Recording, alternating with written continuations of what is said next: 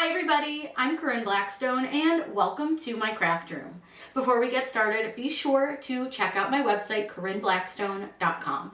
You can check out my blog, free SVGs, lots of fun stuff over there, so head on over and check it out at the end of the video. Today's video, I'm going to teach you how to make your own full wrap tumbler design. This is a super fun way to work with sublimation, and we're going to be using Inkscape, but don't worry, I know a lot of people get really scared of using Inkscape, but trust me, this is really easy. All we're doing is just combining a couple of images and using Inkscape as our printable software. So it's super easy to do, and Inkscape is a completely free software.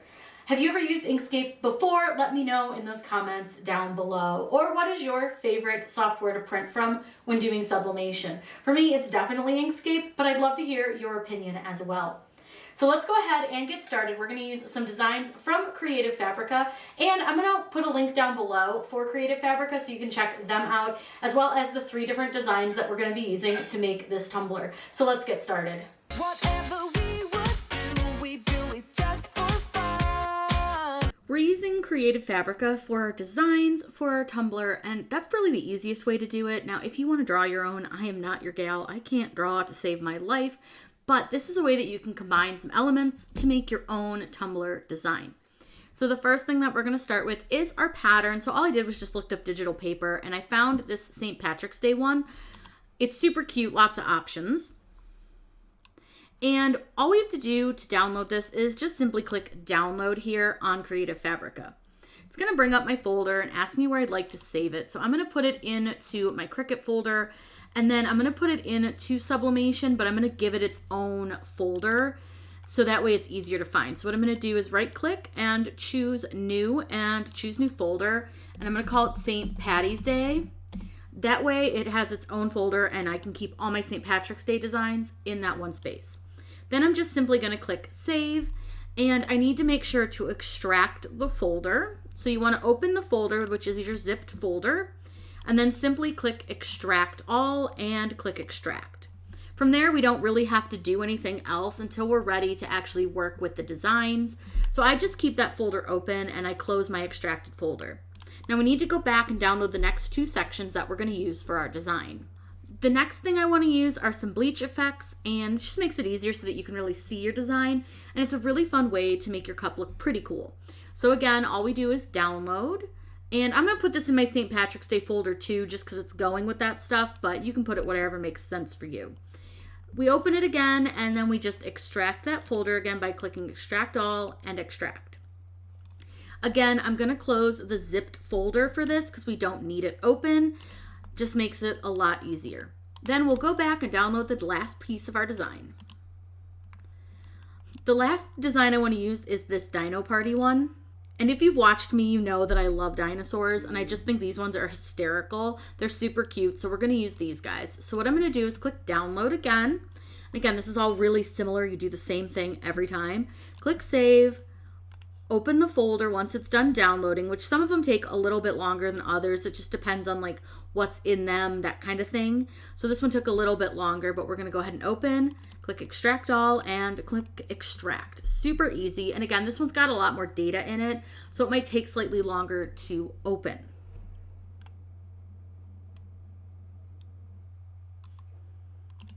Our next step is to head over to Inkscape. Now don't be afraid, Inkscape's super easy, especially if you already have your designs already made up. Over in Inkscape, the first thing that you'll want to do is you're going to go to File, and you're going to go to Document Properties.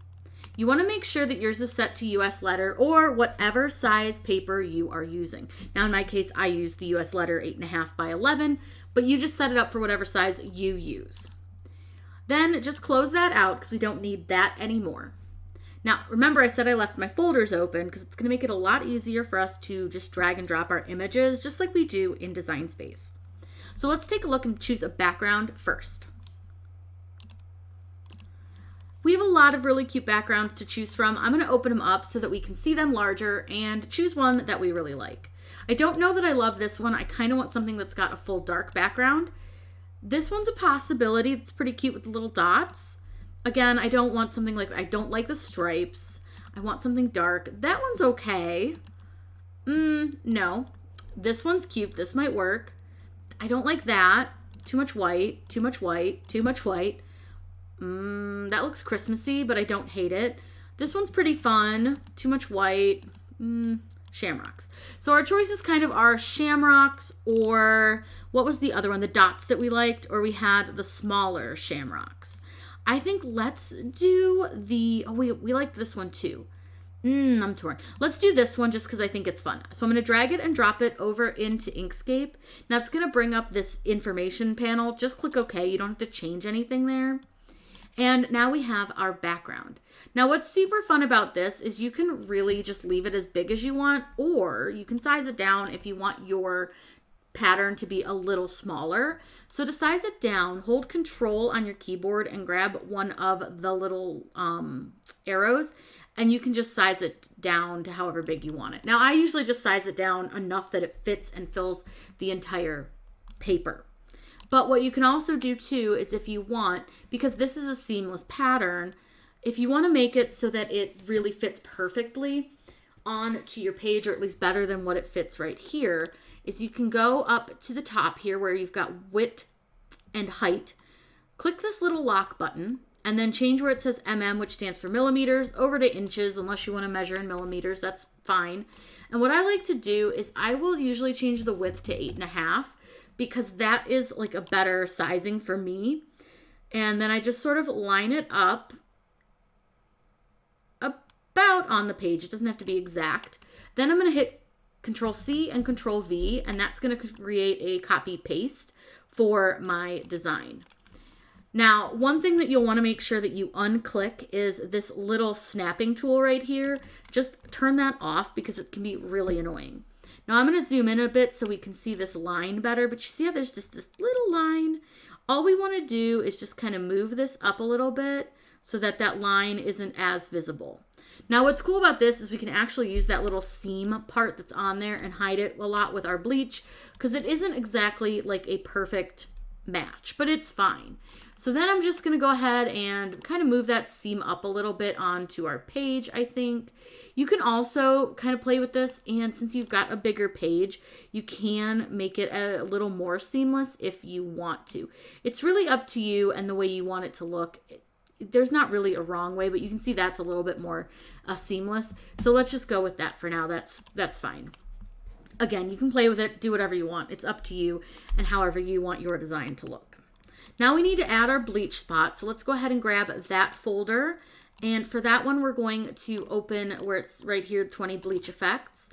And now you'll notice that you really can't see them real well until you kind of hover over them. So you'll want to hover over them and figure out which one you want.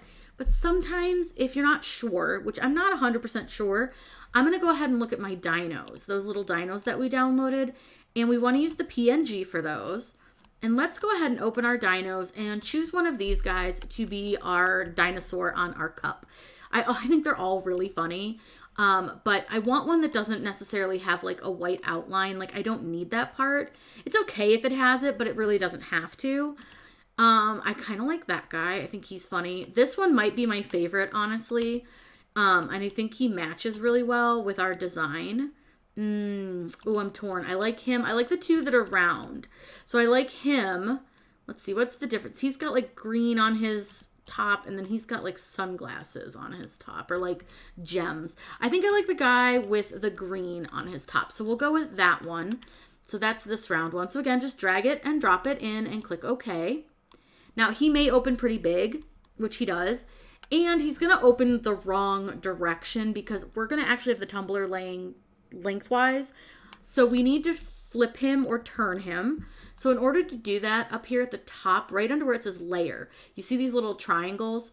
These are rotate options. So you can just click that and rotate him so that he fits onto your cup better. And then all we do is hold Control, and we're just going to size him down a bit so that he fits better onto our design. Now again, you can't really see him very well because we haven't put the bleach spot behind him yet. So let's go ahead and choose that bleach spot now that we know more like what we want to do with him. So I'm just going to drag this one over. Like I said, it's hard to see them, so I kind of want to drag it over and see if it's one I like. I don't like that one, so I'm going to just delete it. So what I want to do is kind of just find one that really is like what I'm looking for. And I don't know what I'm looking for exactly. Like I know that's not it. I want something, oops. And if you ever accidentally delete the wrong thing, just click edit, undo. I didn't mean to click that. I wanted to click the bleach spot and not the background. That happens from time to time. You accidentally click something and it's just not quite what you wanted to click. So again, I'm just going to look for which one I like. I like this one. So this is kind of the style that I'm going for. I wanted it to be a little brighter in the middle and a little less on the outside. I'm just going to use control again and size this down. And the reason you hold control is because if you don't, your spot, and I'll show you really quick, I'm not holding control. Your spot won't stay like perfectly. It'll kind of get funky. So you want to hold control. And you just want to figure out about how big you want to make it. And you can kind of eyeball it. But you can also use the information up here and change that to inches. And that'll kind of give you an idea of generally how big it is. Now you'll notice that he's on top of my dinosaur, which obviously we don't want. So what I'm going to do is, again, up here at the top. And for this one's right under the text option. You'll see that you have these little lines here.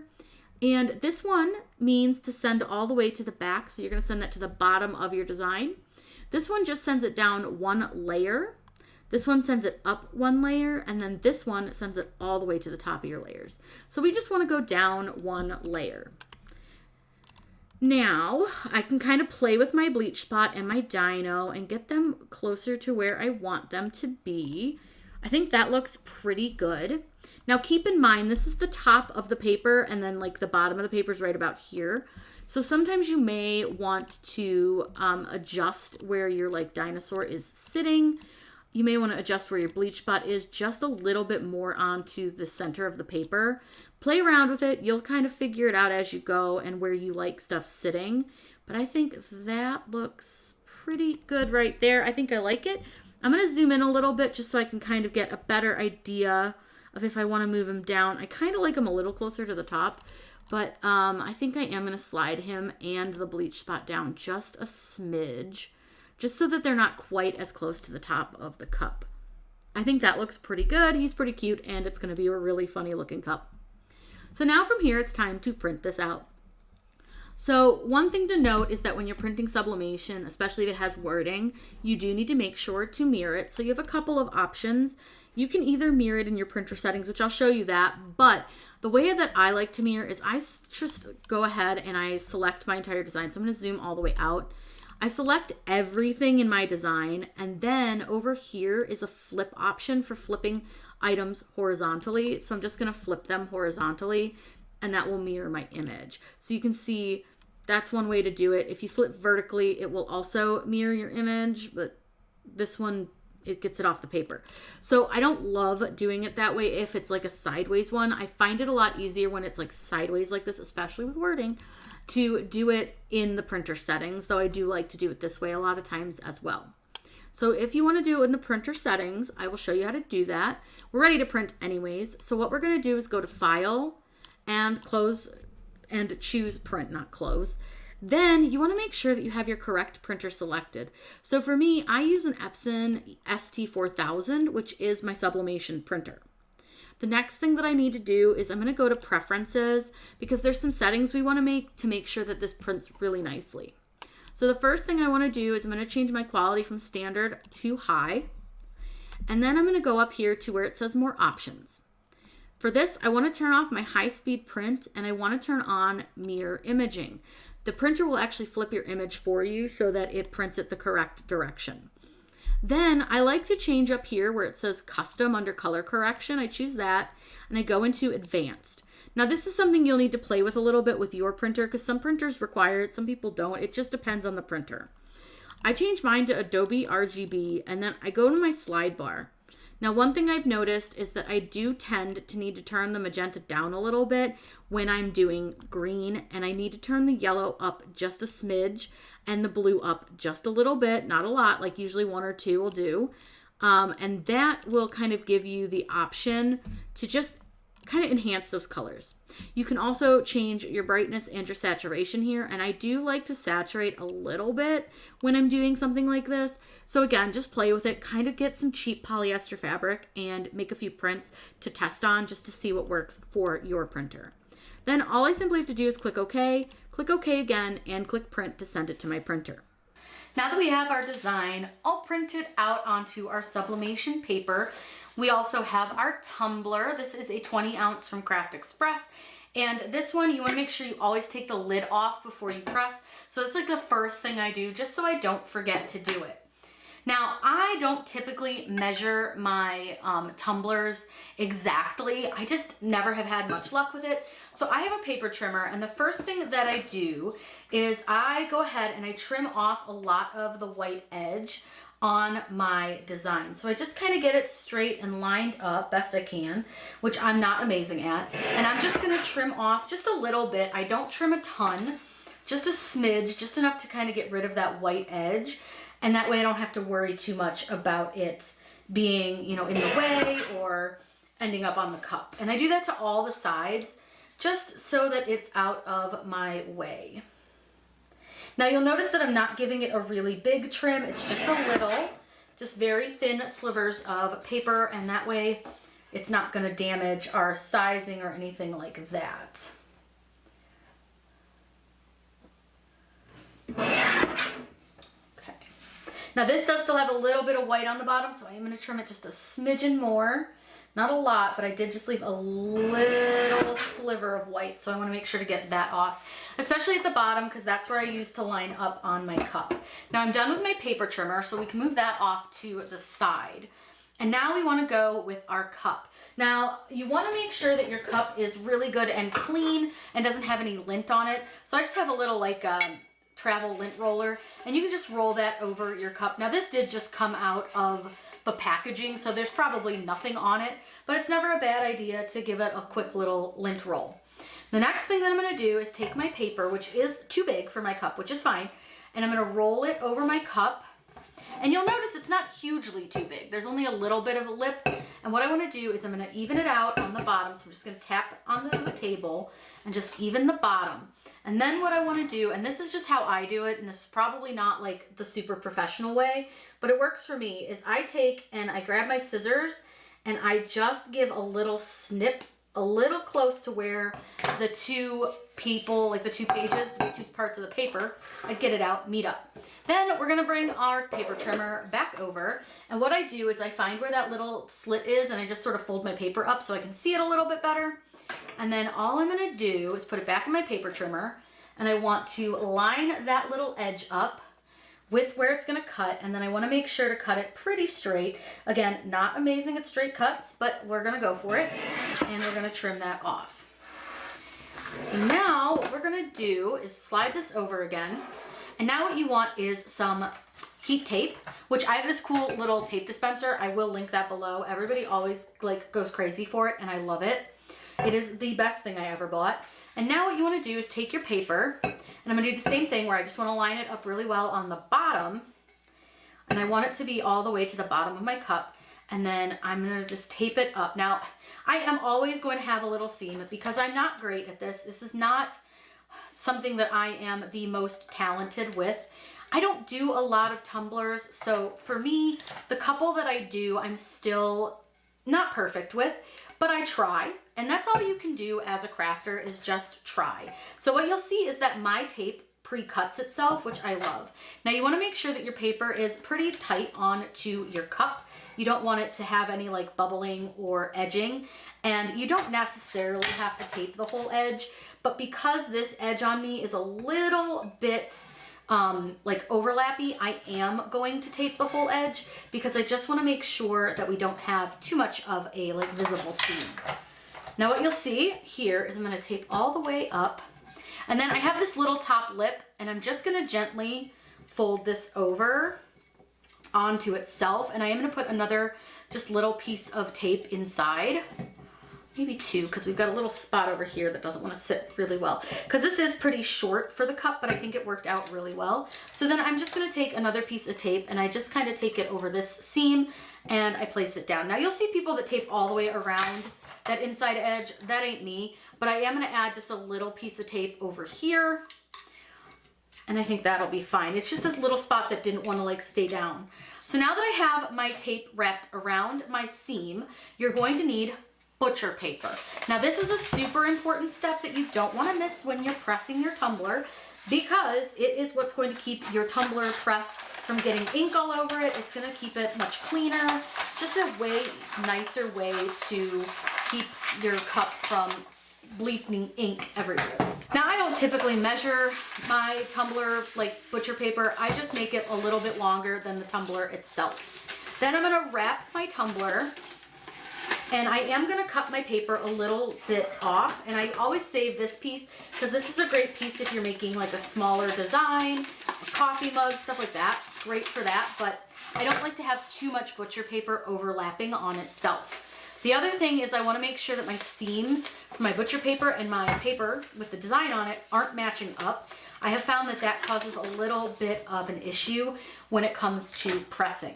Now again, you want your butcher paper to be pretty tight on here, so I just pull it nice and tight, and then I put a couple pieces of tape. I don't usually use a lot of tape on my butcher paper just because it really doesn't need it. It's more of a protective paper than anything, so I'm not too worried about it. Now it is super loose, so I'm gonna go ahead and redo that.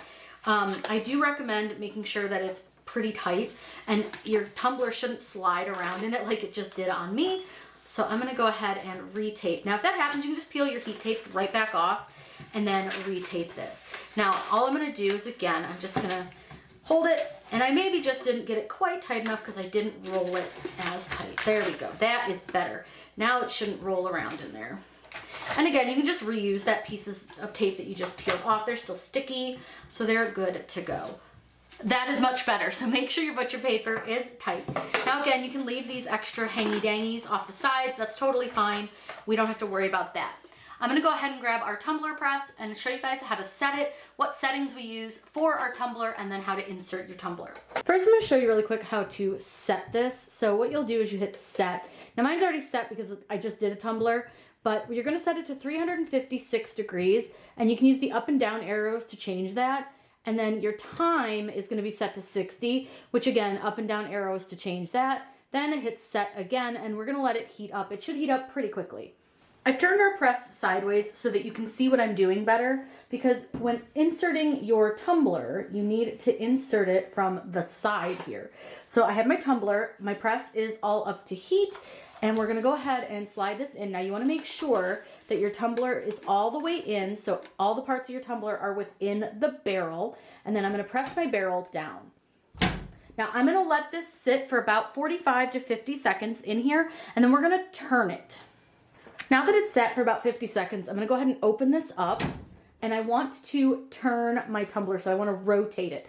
So in order to do that, I'm gonna make sure I have heat gloves on, and I'm just gonna turn it a little bit. You don't have to turn it a ton, just enough to get where that seam was away from where it is now. Then we're gonna press it for the final 60 seconds. Now that it's done, we gotta open it up, and then you wanna take your tumbler out, but you wanna make sure to put it on a heat-safe surface. So I'm just using a pressing mat, which you really can't see, but I'm gonna set it down there and let it cool a little bit, and then I can reveal our design. Now you wanna make sure you have your heat gloves on for this because it is still pretty warm, and we are gonna take our butcher paper and our sublimation paper off. So I typically will just rip my butcher paper right off. I don't bother trying to peel the tape.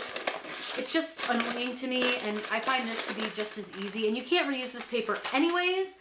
Now, I will say I do take off my one glove for this part because I have better control without it on, and I'm going to peel the tape. Now from here, I'll usually just go ahead and pick off the tape that is on here, and I'm gonna start with that piece that was over on the side, but then I'll come up to this top piece, and sometimes, if I'm lucky, I can get a decent peel going with the tape. It just depends on the day and if the tape wants to peel really well. But I see people that can get the tape to all peel in one fell swoop, and I'm always jealous. Mine just doesn't love doing that, no matter how many times I try to get it to do it. I just can never quite get it to work. So I don't like to rip my sublimation paper off. I do prefer to try to just peel the tape off best I can. And we're just gonna kind of get all this tape off, and then we'll reveal the design. So you do wanna be careful when getting the tape off. You don't wanna like gouge into your paper, which I know can be kind of hard to do. That's why I like to use tweezers. They work really, really well for this. But sometimes it can be a little difficult to get under that tape because when the tape heats, it does get extra sticky, I've discovered, and it gets a little bit stiffer. So it can be a little harder to work with. Okay, now that we've got that off, we can go ahead and pull our paper off, and we're gonna reveal our design. Now it is still pretty hot, so I don't want to handle it with bare hands, but I will go ahead and kind of pick it up so you guys can see it. Super cute. I'll get you guys a way better view of this in just a minute once it's nice and cool so we can put it all back together, but I think it came out really, really cute. The seam is almost non-existent, which I love, so this came out really cute. I'm super proud of our design. Here is the tumbler all finished. It came out really, really cute. I love it. I think it's super fun. I want to show you guys that seam. It's right there. You can barely see it. I love it. I hope you guys picked up some tips and tricks on how to make your own sublimation tumbler designs doing full wraps. It's really fun. It's super easy. And honestly, it just takes a little bit of practice. This actually might be my most successful seam, so I'm really proud of that. And it just goes to show the more you practice, the better that you will get. Don't forget to let me know your favorite software to use down in those comments down below. I would love to hear what you guys like and use. And if it's something you want to see some tutorials on, by all means, let me know. I hope you guys had a super fun time with this tutorial. I know I did. I would love it if you guys would subscribe to my YouTube channel here by just hitting that subscribe button down below. It is completely free to subscribe, and that way you won't miss out on any of the fun, crafty content we have coming. I hope you all have a wonderful day, and as always, happy crafting!